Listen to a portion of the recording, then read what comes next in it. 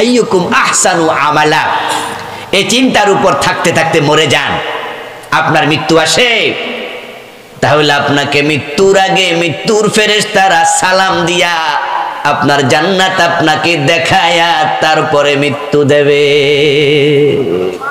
সুবহানাল্লাহ পড়বেন না? সবাই জোরে বলেন সুবহানাল্লাহ। আল্লাহ এমন মৃত্যু আমাদের নসিব করো, বলেন আমিন। আজরাইলের নাম শুনলে আমরা ভয় পাই, কারণ সে মৃত্যুর ফেরেশতা, ভয় তো পাবই কিছু। এই জন্য আল্লাহ তাআলা আপনার আমার ভয় কাটানোর জন্য আজরাইলকে অর্ডার করেছেন, আমার বান্দাদের মৃত্যু দেওয়ার আগে তুমি গিয়ে তোমার প্রথম কাজ হবে ওই মুমূর্ষ বান্দাকে তুমি সালাম দেবে। সুবহানাল্লাহ পড়েন। الذين تتوفاهم الملائكة طيبين يقولون سلام عليكم, যত ফেরেশতা আসবে সব ফেরেশতা এসে আপনাকে সালাম দেবে। মালাকুল মউত আজরাইল এসে সালাম দেবে। নবী মূসাকে সালাম দেয় নাই। রাসূলুল্লাহ বলছেন মূসা নবী আজরাইল রে এক থাপ্পড় মারছে, চোখ একটা কানা হয়ে গেছে।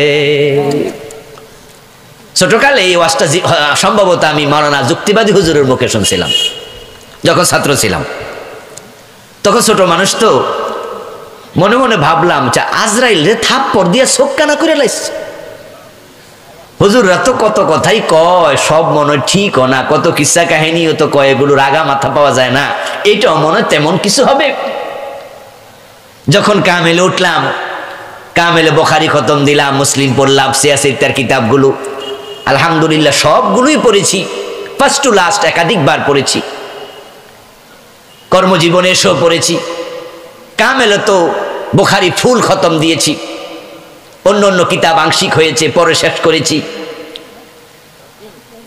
পড়তে গিয়ে দেখি না এটা সহিহ হাদিস, রাসূল নিজে বলেছেন আজরাইলকে থাপ্পড় দিছে, এক চোখ কানা হয়ে গেছে। তখন মানুষের সুরত ধরে আজরাইল আসতো। মূসা আলাইহিস সালামের কাছে এসে বলল, রেডি হন, আমি আজরাইল, চলেন আমার সাথে। মূসা নবী জানতেন একজন মুমিনের সম্মান, একজন নবীর সম্মান আল্লাহর কাছে জিবরিল ফেরেশতার চেয়েও বেশি, মিকাইল ফেরেশতার চেয়েও বেশি। যারা নবীদের মাঝে, যারা মানুষের মাঝে নবী, তারা ফেরেশতার মাঝে যারা নবী আছে, ফেরেশতার মাঝেও নবী আছে, ওই নবীরা ওহী নাজিল করে এই নবীদের কাছে।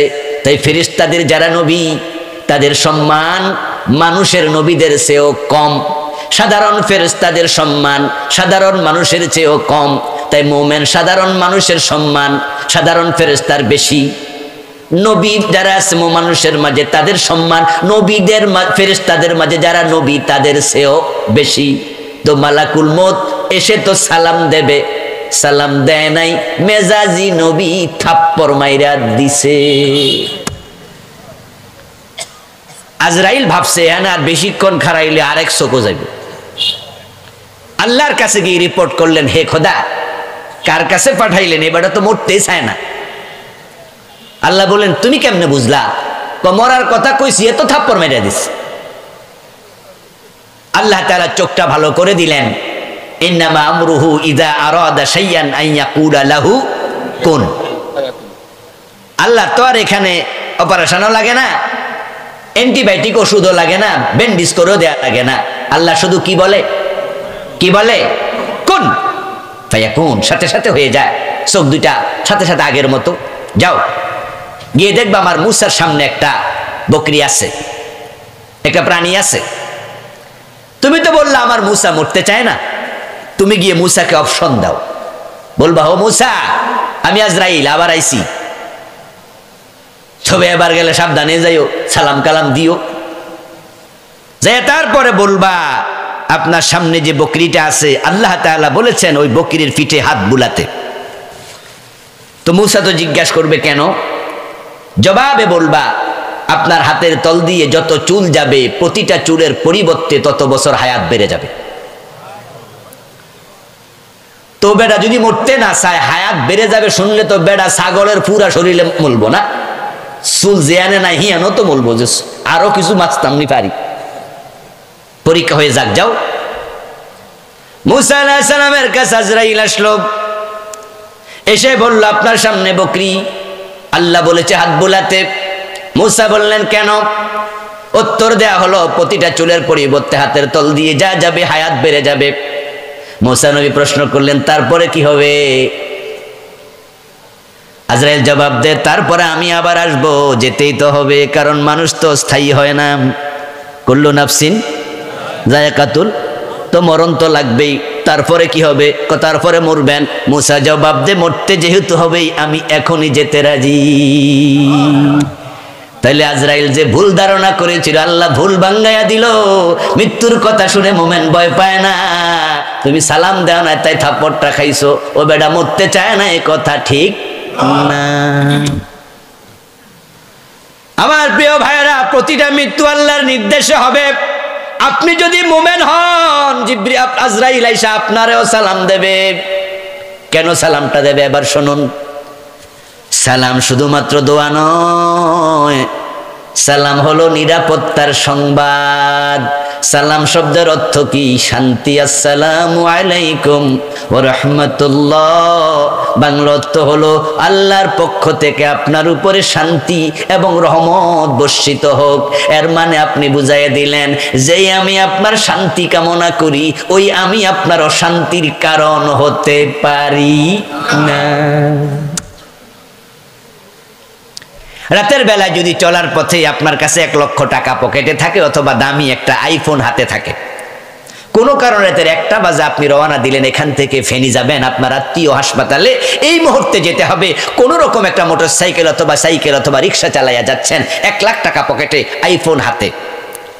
রাতের 2টা 3টা বাজতেছে, হঠাৎ করে কানে আওয়াজ আসলো 10-20 হাত দূর থেকে কে যেন ফিসফিস করে রাস্তা দাঁড়াইয়া কথা বলছে। দামি মোবাইল হাতে থাকার কারণে, পকেটে টাকা থাকার কারণে ডাকাতের ভয়টা অজান্তে কলিজায় আসবে। আরে এত রাইতে কেডারে রাস্তায়, আবার ভয় ভয় লাগবে।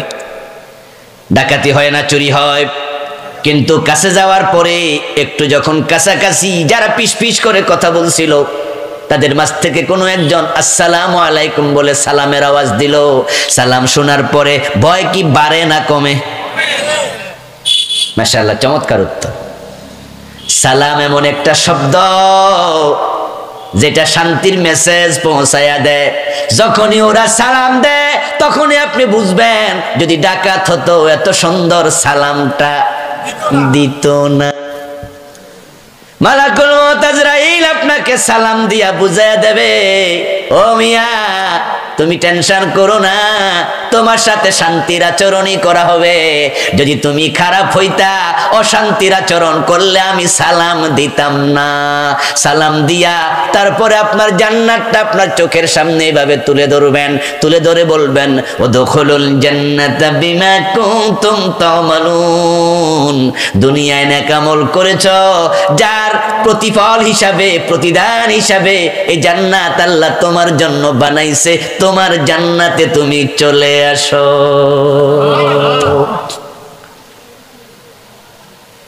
ওই জান্নাত আপনার সামনে কিভাবে তুলে ধরবেন এটা আল্লাহ ভালো জানেন। তবে আজকের ভিডিওর যুগ, মোবাইলের যুগ। আমেরিকায় থাকে, বাংলাদেশ থেকে কোন রুমে থাকেন একটু দেখান তো, সোফাগুলো কিনছেন কেমন, এসি নাকি লাগাইছেন একটু দেখান।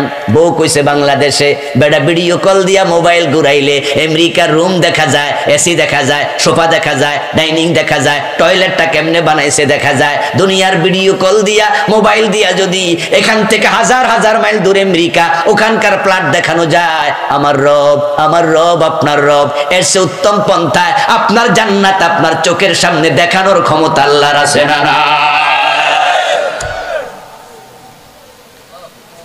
এবার বলুন তো, জান্নাতে যে বিল্ডিংটা আছে এটা দুনিয়ার বিল্ডিং এর চেয়ে সুন্দর না কম সুন্দর? জান্নাতে যে হুর আছে, গেলমান আছে, ওরা কি দুনিয়ার মতোই হুর গেলমান, দুনিয়ার মহিলা পুরুষের মতন আরো সুন্দর? জান্নাতের সোফা, জান্নাতের পাদানি, জান্নাতের সুরমাদানি, জান্নাতের খাবার পাত্র, জান্নাতের যা আছে আসবাব, দুনিয়ার সাথে কোনোটা মিলবে না। জান্নাতান মিন যাহাবিন আনিয়াতুহুমা ওয়া মা ফীহিমা মিন ফিদ্দাতিন আনিয়াতুহুমা ওয়া মা ফীহিমা মা মিন শাজারাতিন ফিল জান্নাতি ইল্লা ওয়াসাকুহা মিন যাহাবিন। যা আছে পান পাত্র, ঘটি বাটি, খাট সোফা সব হবে স্বর্ণের তৈরি। ইভেন জান্নাতের গাছগুলো স্বর্ণের তৈরি হবে। আপনি জান্নাত দেখবেন নিজের মরার আগে নিজের চোখে। প্রিয় নবী বললেন, মশকের মাঝে যদি পানি থাকে, গ্লাসে যদি পানি থাকে, আর আপনি চান পানিটা ফেলে দিতে, এই যে আমার বোতলের পানি যদি আমি ফেলে দিতে চাই, কর্কটা যদি আমি খুলি, একটু কাট করলে পড়ে যাবে, ধাক্কা দেওয়ার কোনো দরকার আছে? কাট করলে যেমন পড়ে যায়, রাসূলুল্লাহ বলেন জান্নাতের চিত্র দেখার পরে মুমূর্ষু ব্যক্তির প্রাণ আলতোভাবে বের হবে, মৃত্যুর কষ্টই পাবে না। তার বিপরীতে যারা জালেম, তাদের মৃত্যুর ফেরেশতা আসবে, আসার সময় জাহান্নামের চাবুক নিয়ে আসবে। ইয়াদরিবুনা উজুহাহুম ওয়া আদবারহুম ওয়া যুকু আযাবাল হারিক। ফজর পড়ে নাই, জোহরের আগে মরে গেছে, তোমার নামটা মুমিনের তালিকাতে ঢোকে নাই। আজকে জোহর পড়ো নাই, আসরের আগে মরে গেছো, মুমিনের তালিকায় নামটা ঢোকে নাই। আসর পড়নি, মাগরিবের আগে মরে গেছো, মুমিনের তালিকায় নামটা ঢোকে নাই। মাগরিব পড়নি, এশার আগে মরে গেছো, মুমিনের তালিকায় নাম ঢোকে নাই। এশা না পড়ে ঘুমাইছো, ঘুমের মাঝে মরে গেছো, মুমিনের তালিকায় নাম নাই।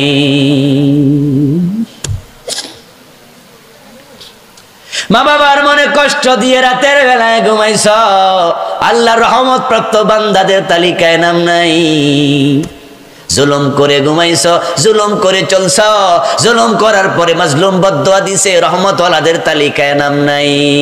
ওয়ালাউ তারা ইয ইয়াতাওয়াফাল্লাযীনা কাফারুল মালাইকাতু ইয়াদরিবুনা উজুহাহুম ওয়া আদবারহুম ওয়া যুকু আযাবাল হারিক। আল্লাহ তাআলা বলেন, ও নবী, এই জালেম, পাপিষ্ঠ, ফাজের, পুজ্জার, কাফের, এগুলোর মৃত্যুর সময় যদি আপনি হাজির থাকেন, আপনি দেখতে পাবেন ফেরেশতা আসার সাথে সাথে তাদের চেহারার মাঝে, পিঠের মাঝে জাহান্নামের আগুনের তৈরি চাবুক দিয়া পিটাতে শুরু করে দেয়। জরাবা ইয়াজরিবু শব্দের অর্থ কি? আলেম ভাইরা কথা বলেন। আদ-দরবু শব্দের অর্থ কি? চুমু দেয়া, মাথায় হাত বোলানো।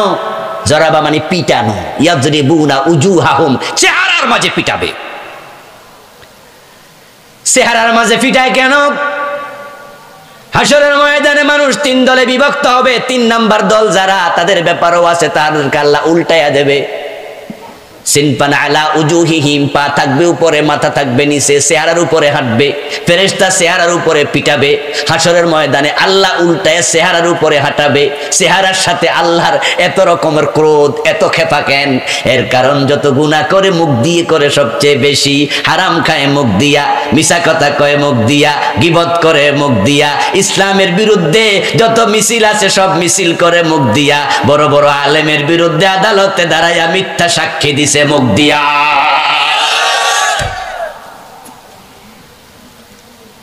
উমলি লাহুম ইন্না কাইদি মাতিন, পলানোর জায়গা নাই, আমি রশিতে ঢিল দিছি, আমি ছাড় দেই কিন্তু ছেড়ে দেই না। ইন্না রাব্বাকা লাবিল মিরসাদ। আমার প্রিয় ভাইয়েরা, যারা কাফির, পিটাইতে পিটাইতে মৃত্যু দেবে, তারপরে তাদের রূহটাকে সিজ্জিন, জাহান্নামের একটি অংশ, সেখানে ফেলে দেবে।